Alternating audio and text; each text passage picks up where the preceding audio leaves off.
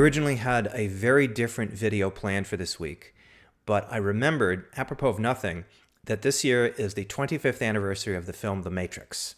And that movie has had a tremendous impact on me, as I imagine it has had on many people watching this. But the impact that it had on me was rather specific and peculiar.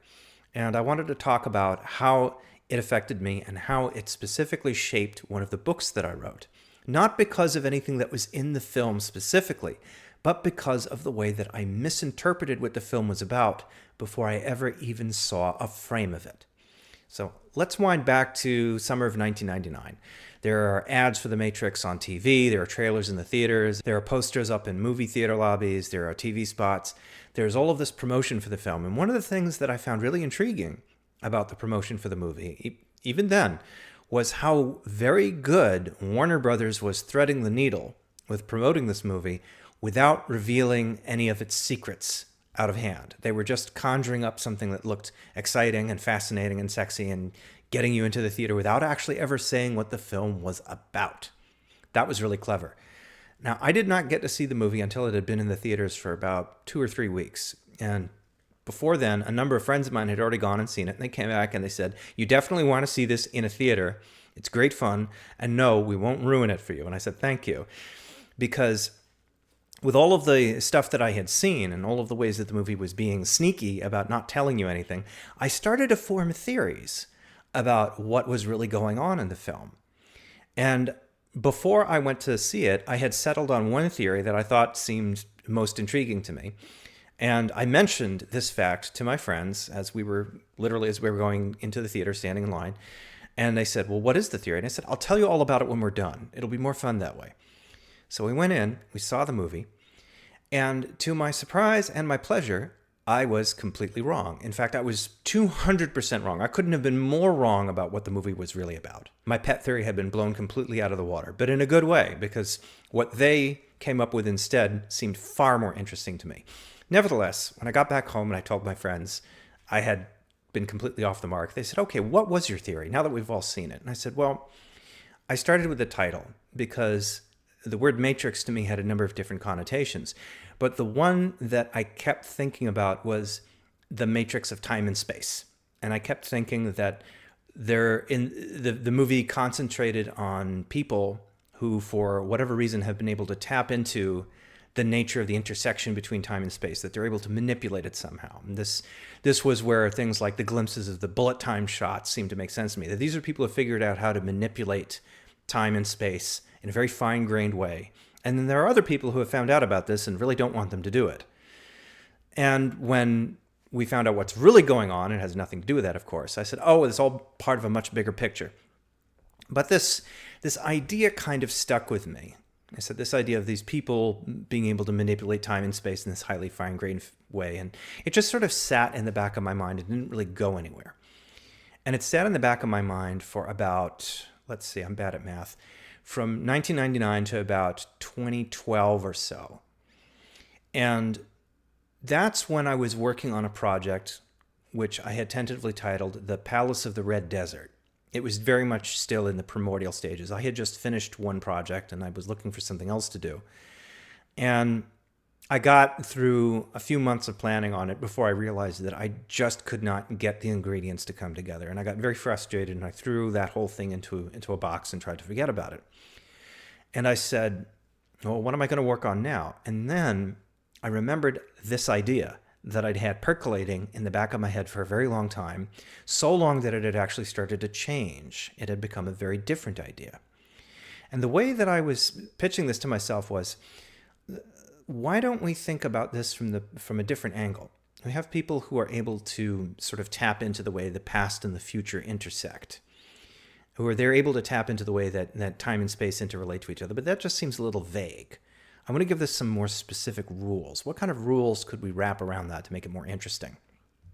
And I thought, well, here's an idea. You have people who can sense the way that the future diverges from the present moment, all of the possibilities that branch out from the present moment. And they are able to see which branches of that future are more worth picking than others. And I know this was not a new idea either. And I said, okay, let's see if we can go a little further with that. And the way that I refined this was you have a group of people who can sense whenever they are in some kind of danger, whenever there is an imminent threat of some kind. And the nature of that threat can vary from person to person. It might be a threat to life and limb. It might be a threat to reputation. It might be a threat to their finances, something along those lines. It could be long-term, could be short-term, what have you. The whole point is that there is something in their future barreling towards them that they perceive as danger. And they become aware of it, and they're able to see all of the paths branching away from where they are now that allow them to step away from that danger. So essentially, somebody pulls out a gun, and if your sense of danger revolves around threats to your life and limb, you would be able to see all of the paths that would let you step away from that bullet, or dive in and grab the gun and knock it away before the trigger's pulled. Exactly how to do that. And I started to dig into this idea further and further, and pretty soon I realized, hey, I've got something viable here. And I thought, who would be a really interesting group of people for this sort of thing to have? And I said, how about a crime syndicate? You have a whole gang of people, literally a gang, who have been drawn together or brought together by a few folks who can do this, who can see that the best long-term possibilities for them involve bringing more people like this into their fold and tapping into their power and allowing them all to avoid danger, avoid arrest, avoid being shot, avoid all of the inconveniences with the law that they would normally get into. And that was how I started working on the book that eventually became Always Outnumbered, Never Outgunned. And that came out about 18 months after I had started working on it. And when I show this book to people now and I tell them the story, they're actually kind of surprised because they say, I can't see the matrix in this at all. I can't see any connection between the two. And I said, that's good.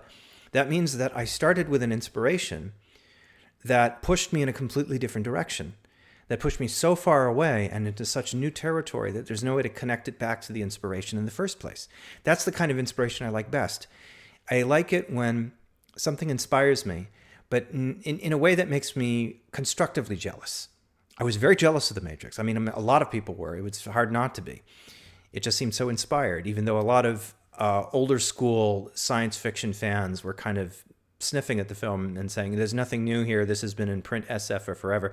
And they don't realize that a lot of times with these kinds of things, it's not about how original the core idea is, but about the whole package, the presentation, and the way that it subversively introduced so many ideas into mainstream culture. I've actually got a whole essay that I wrote about the film as a retrospective just a couple of years ago. I'm going to link to it down in the description. So if you're curious about how I was thinking about those things, you can go read that essay. I don't want to recapitulate any of that stuff here, though. I just want to focus on the way that this was a mistaken inspiration for me, because I found a lot of things are like that for me. I will read something or I will watch something and I will say to myself, how could this have been done differently? Whether because I liked the thing, as in the case of The Matrix, or because I found so much that was wrong with it that I was tempted to just tear it down to the bare studs of the idea and start over again. Because I think that's a really powerful source of inspiration for things, when you can look at something and say, yes, I admire this tremendously, but I don't just want to copy it. And you find some particular aspect of it, maybe it's an interpretation of it, as in this case, that was different. And then you can start from that interpretation and build a whole new story around it.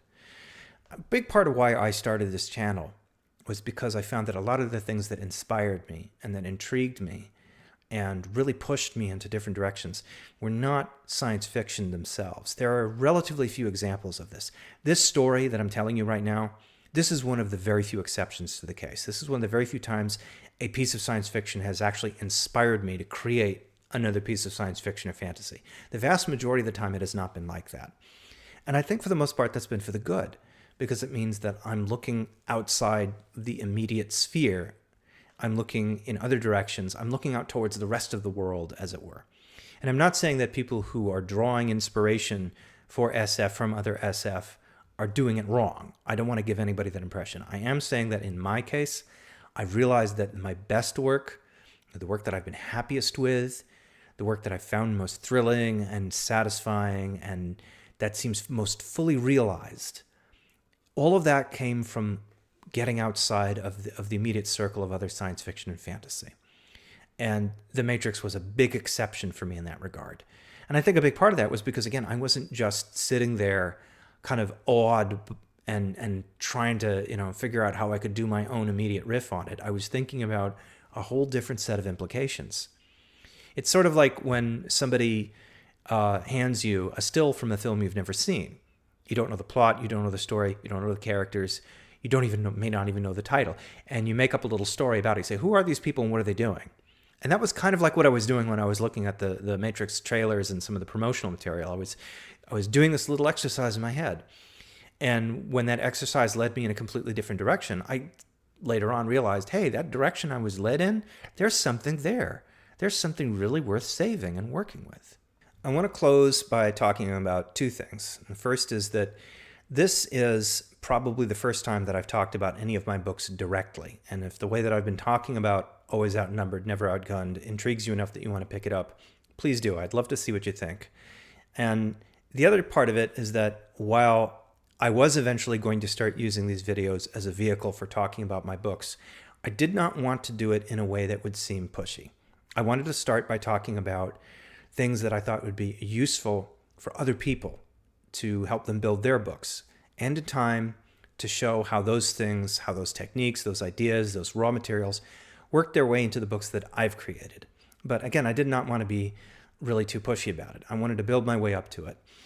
But when I started thinking about The Matrix, and I said, this is as good a place as any to bring one of my books into the discussion. And it's also, I think, a window into how I can start with something and then move very far away from it, or at least I hope I do. And how that process has driven a lot of the things that I've done. That they've started with a seed that begins in one place and they end up in a completely different place. So once again, if any of this has intrigued you to read the book, please do.